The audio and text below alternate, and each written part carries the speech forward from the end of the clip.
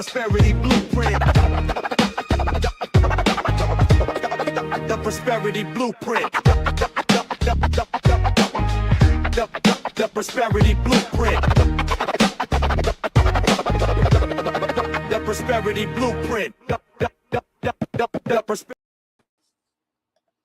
What's up, everybody? Welcome to the Prosperity Blueprint here on the James H. Glover Network. Glad to be here with y'all tonight. For those of you, this is probably the first time you're viewing it live on my streaming pages, but I do want to get you guys real quick before we get started tonight to follow James H. Glover Studios. We want to give a big shout out to the executive producer and our very own CEO, Mr. James H. Glover III, straight up out of the great state of Kentucky. We're glad to be here tonight, and we are getting ready to get started on tonight's installation of the Prosperity Blueprint. So I want to welcome you again to the Prosperity Blueprint, where we are mastering life and mastering money. I'm Dr. Rasheda Jackson, and this show was created for those of you who are tired of the gatekeepers, who are ready to stop guessing when it comes to finances, when it comes to building generational wealth in your legacy, and start building with intention. Because prosperity isn't just about money. It's about how we live. It's about how you lead, and it's about what you leave behind. So I'm glad to be here with you all tonight to get started. Tonight, we're going to talk about stewardship.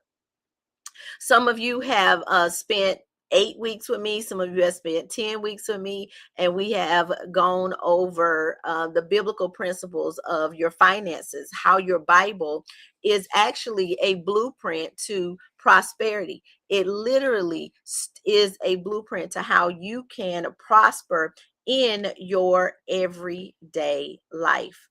And so with that, here we're going to talk about God's way to prosperity. Have you ever, and this is just a question for everyone, those of you that are in the chat, answer. You can put your chat answers in the comments, and James is here, and we will make sure to answer them. But have you ever met someone who made a lot of money but still wasn't prosperous?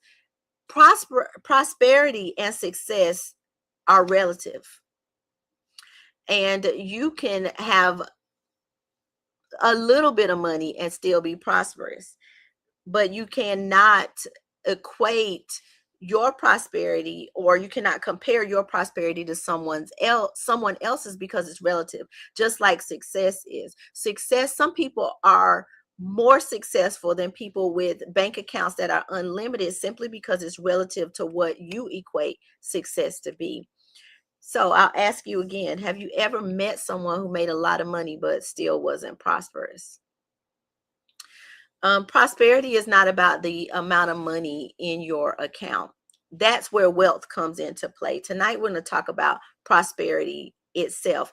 Prosperity is having everything you need to fulfill God's purpose in your life. If you were born with everything that you needed, someone just had to remind you, tell you, wake it up, or help you to acknowledge that it exists. And that's really what prosperity is. It's having everything that you need to fulfill God's purpose in your life.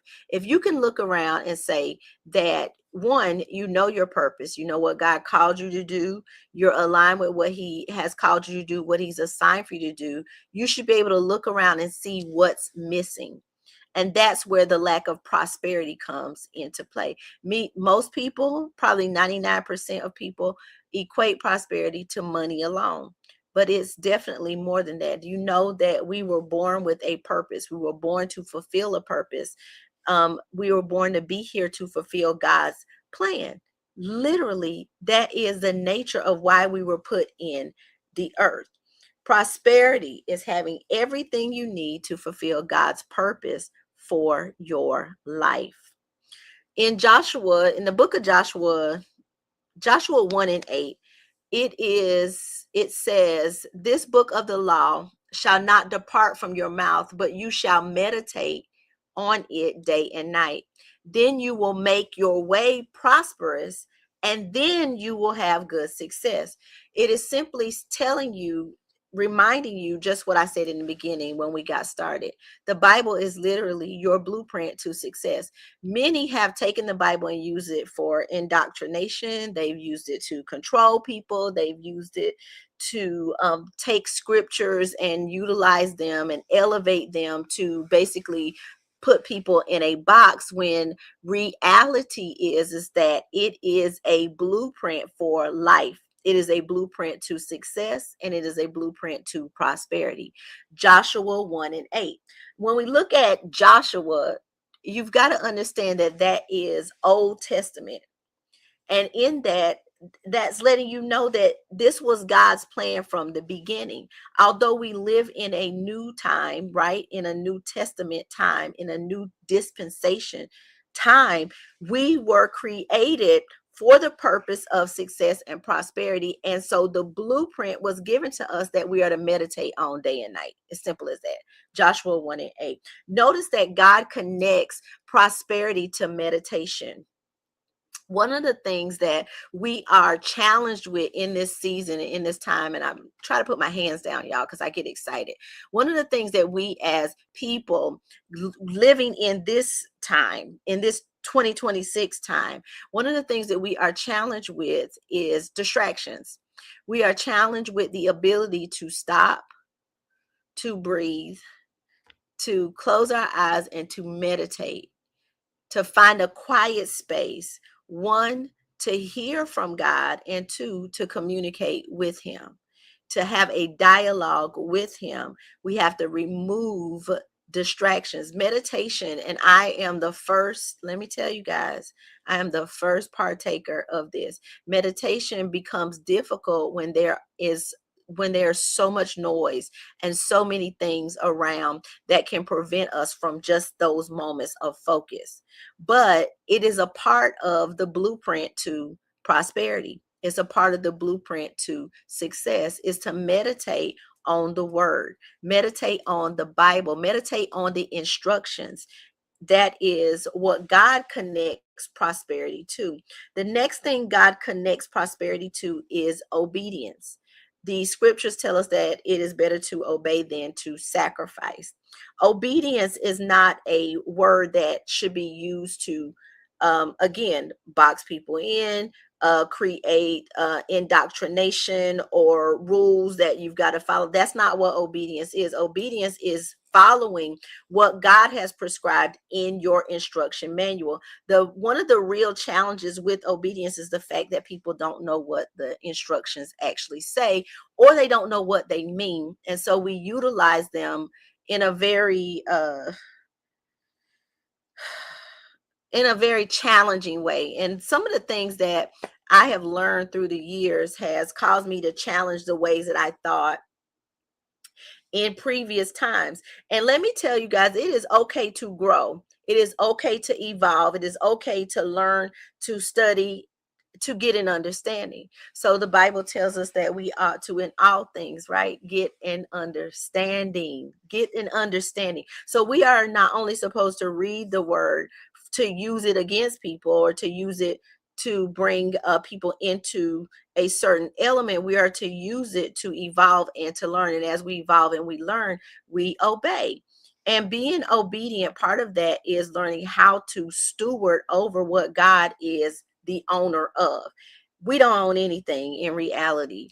In reality, we are called to be stewards of what we have been entrusted with. The next thing God connects prosperity to is action.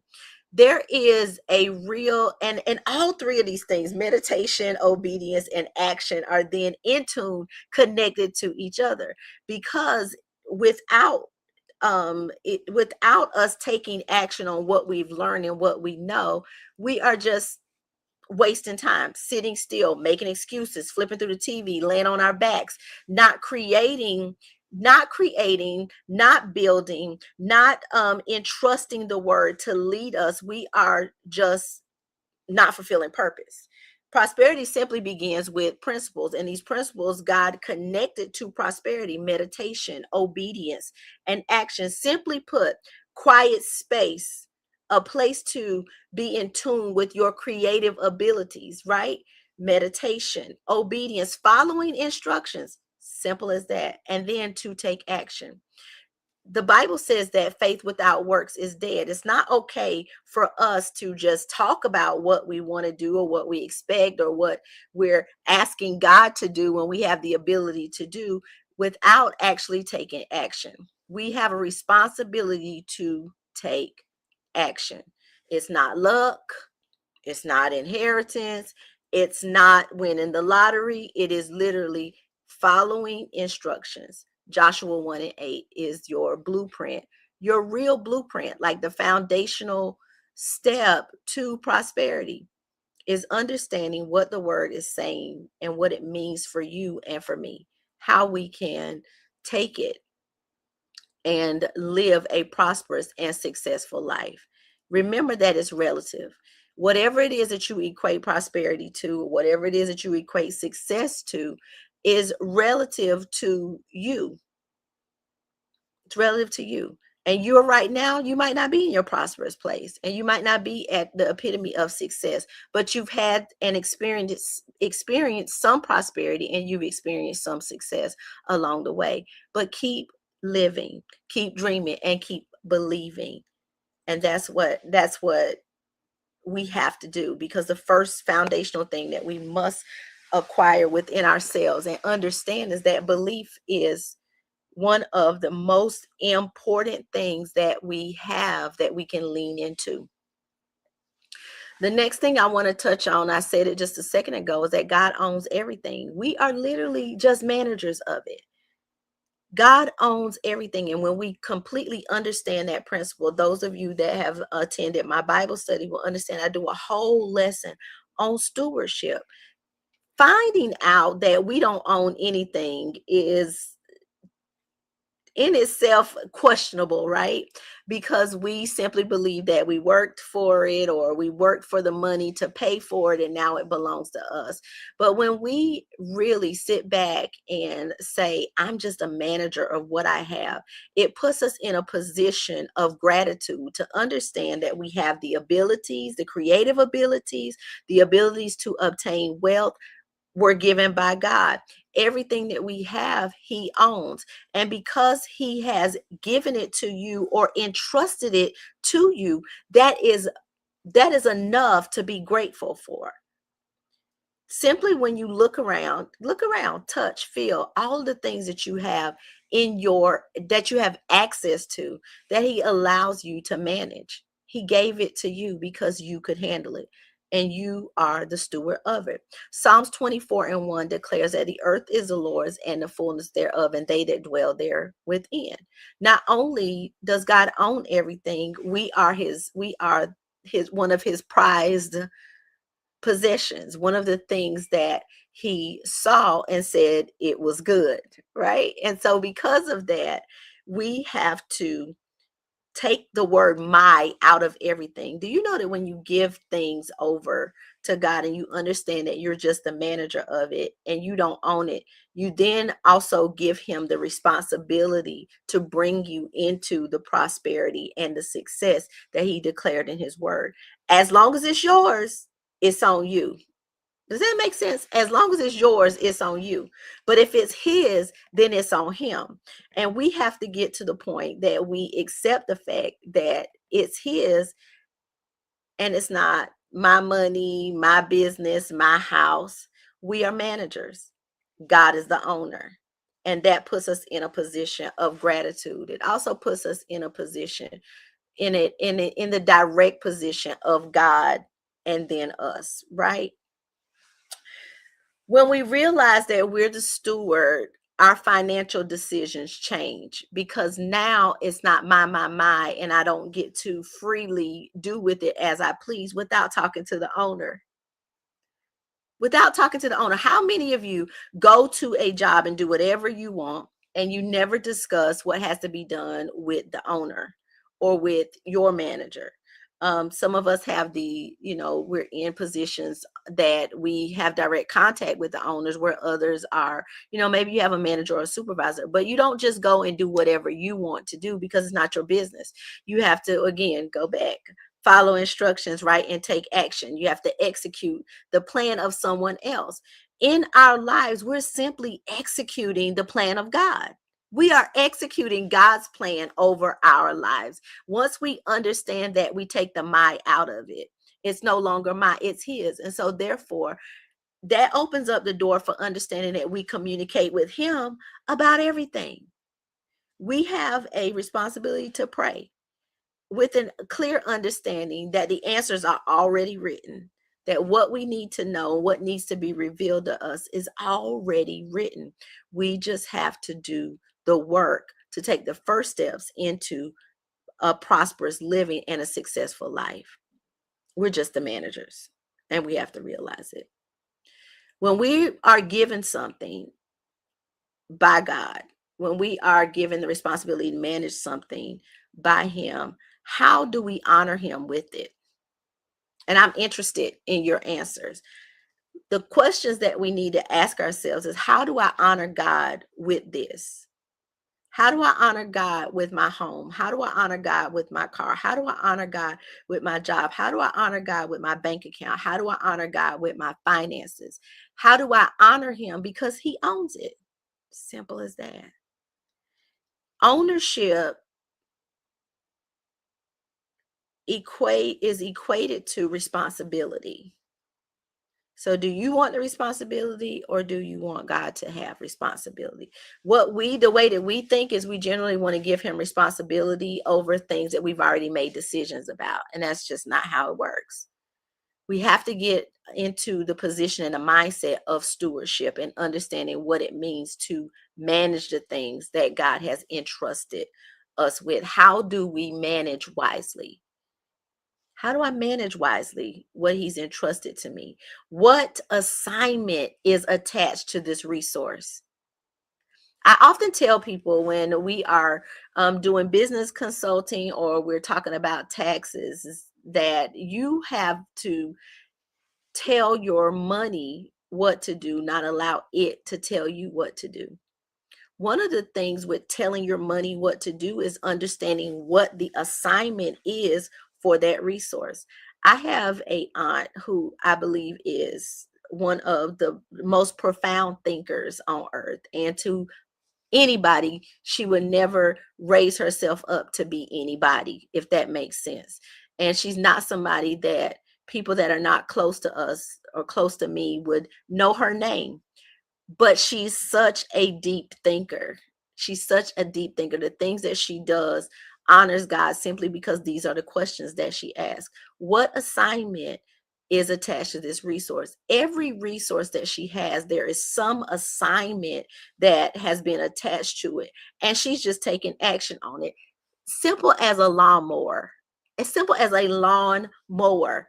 Most people will go and buy a lawnmower for their lawn, right? For their lawn. I'm going to buy a lawnmower because I need to cut my yard. And people like her specifically, will buy a lawnmower because she not only needs to cut her yard, but she needs to cut the yards of the neighbors and the people that are elderly, that are close to her, free of charge. There was an assignment that was placed on that resource. Every resource that God gives you has an assignment to it. What we're looking at today, and the point I really want to drive tonight, is that prosperity starts when ownership is surrendered. Ownership has to be surrendered to God so that stewardship can begin. And I know I'm talking to myself tonight, but this is important, foundational for our blueprint to prosperity. And I'm going to say it again. Prosperity starts when ownership is surrendered to God, and then stewardship actually begins. We don't own anything. We're just the managers of it. Money is a tool, not a master. Money is a tool, not a master. The first thing I want to give you guys, the first thing I've already given you guys is principle number 1, and that is that God owns everything. Principle number 2 is that money is a tool, not a master. The tool has to be used, right? With an assignment, it has to be told where to go and what to do.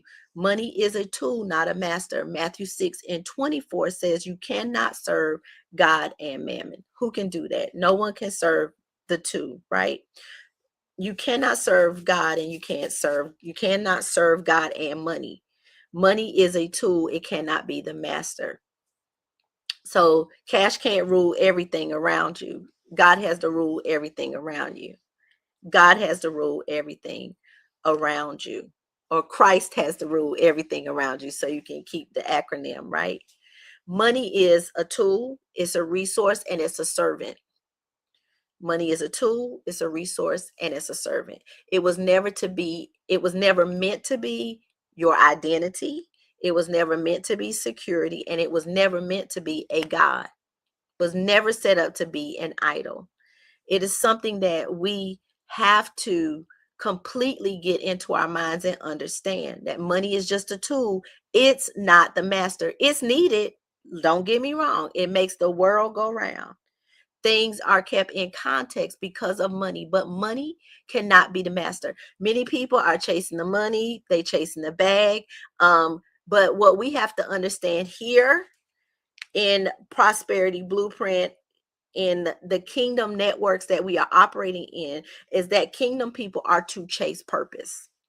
We are to look and to live in a position that we are seeking to chase our purpose, because that's the real thing that we have to fulfill in this lifetime, and that's purpose. We're here for a purpose. God ordained it, he set it up, he planned it, he said it would be. Money follows value. Money follows value. Let's look at that. A hammer is useful, just like a lawnmower is useful, right? A hammer is useful, but if we worship the hammer instead of building the house, we've missed the purpose. A hammer is just a tool and it's useful, but it cannot build the house. You need the hammer to build the house, but if you worship the hammer instead of using it as the tool that it is, you will miss the purpose. So let's bring it all the way home. We cannot worship money, because if we worship money instead of utilizing it as a resource, as the tool that it is, we will miss our purpose. We will miss it. The third principle I want to give you is that prosperity requires wisdom.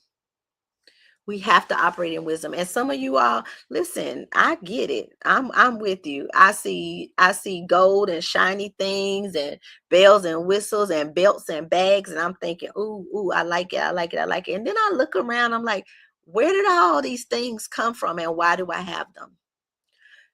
Proverbs 24, verse 3-4 is a good point for you to look at that, because it talks about wisdom building a house. Through wisdom, the house is built.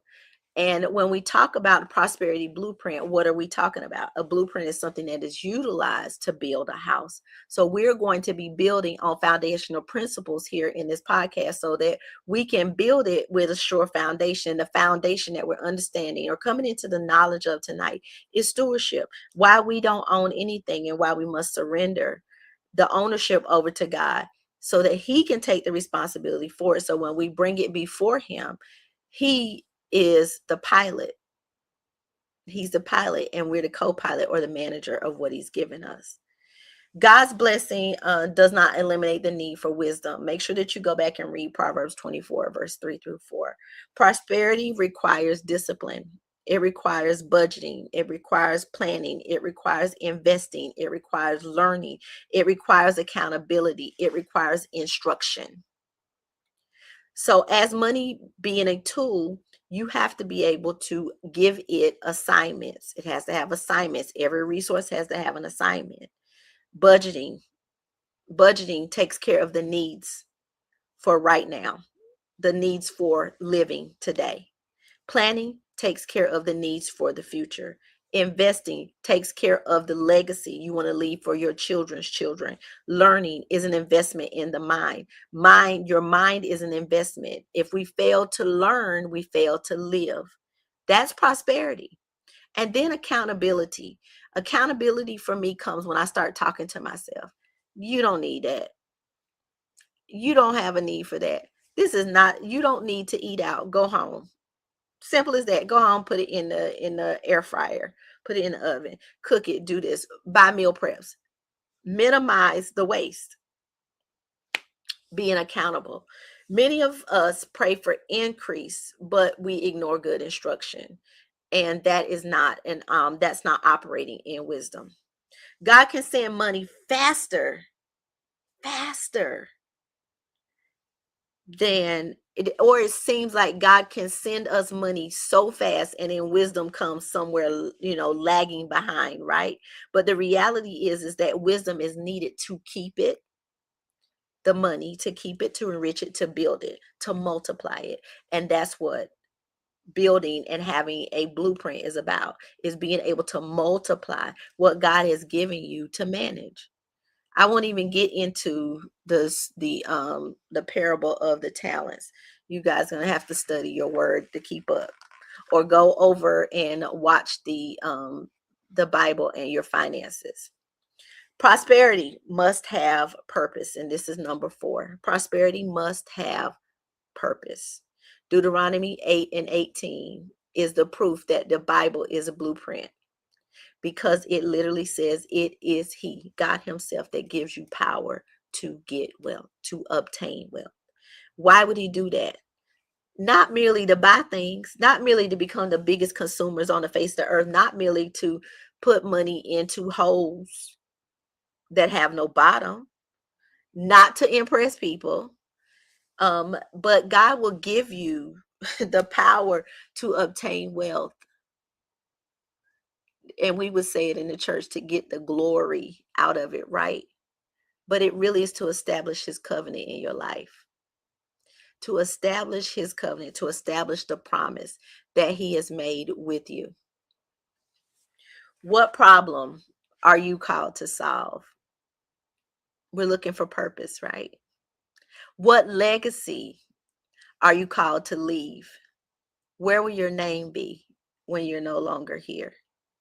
And who benefits when you actually prosper? Is it intentional? Is it on purpose? We make a lot of errors when it comes to wisdom, when it comes to managing. But the good thing about it is God Himself that gives us the power to obtain wealth. So anything that you have mismanaged, you have an opportunity, as long as you're still breathing, to correct, to course correct, to get it back in line, to get back into stewardship and managing, to take the my out of it and remember the why it is that He gave you the power to obtain wealth. Wealth is a part of the prosperity equation, but it's not prosperity. It's a part of it, but it's not, that's not it. All of the things that we talked about tonight equate to full prosperity and success.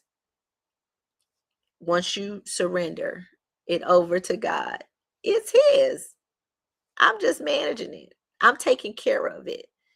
And it's up to Him to decide whether you're being a good steward or a not so good steward, right? I'll ask you this in closing. I'm getting ready to land a plane. It's time to get off of here. If God doubled your income tomorrow, would your habits be ready for the increase? If God doubled your income, if He doubled your business, would your habits be ready for the increase? Because prosperity is not about what comes into our hands. It's about what flows through our hands, how it continually moves. Because money, prosperity, wealth, money, currency, time, it's all currency, and it has to flow.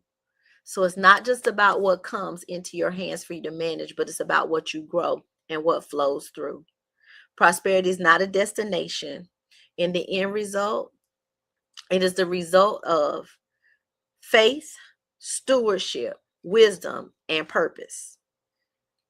Prosperity is not money. It's the result of these things: faith, stewardship, wisdom, and purpose. When these four things align, prosperity becomes a natural byproduct of obedience. 3 John 1 and 2 says, Beloved, I wish above all things that you would prosper and be in health, even as your soul prospers.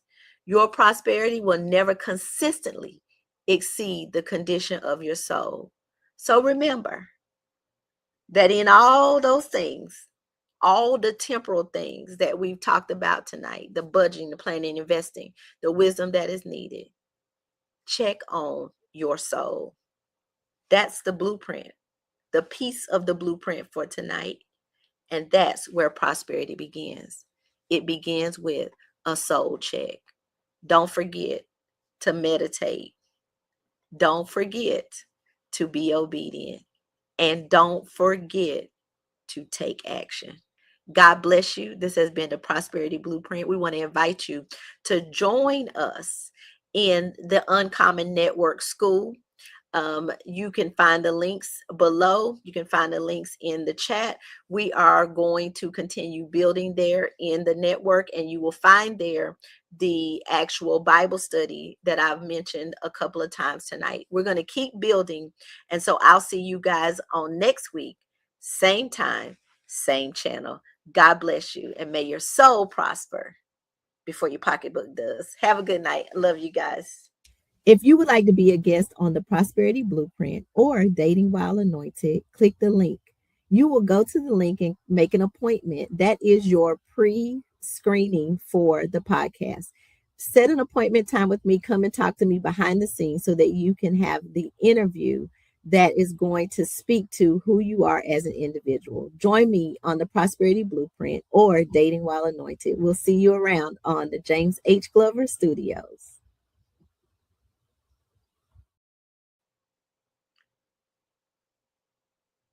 Hello, hello, hello. Thank you for watching another episode on James H. Glover Network. We appreciate you for all of your love, all of your support, and all of your just comments. Now what I need y'all to do is, like this says right here, like and subscribe. Also, I need y'all to share, and I need y'all to tag, and I need y'all to turn on that notification bell over here on YouTube. That lets YouTube know that you like content like this.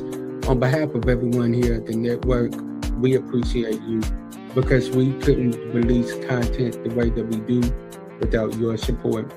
So as I always say, sometimes our disappointments are nothing more than God's appointments, meaning some things that we look at as bad, God is only turning it around for our good. Stay blessed, be blessed, and be a blessing to someone else. And I'll see y'all on the next episode.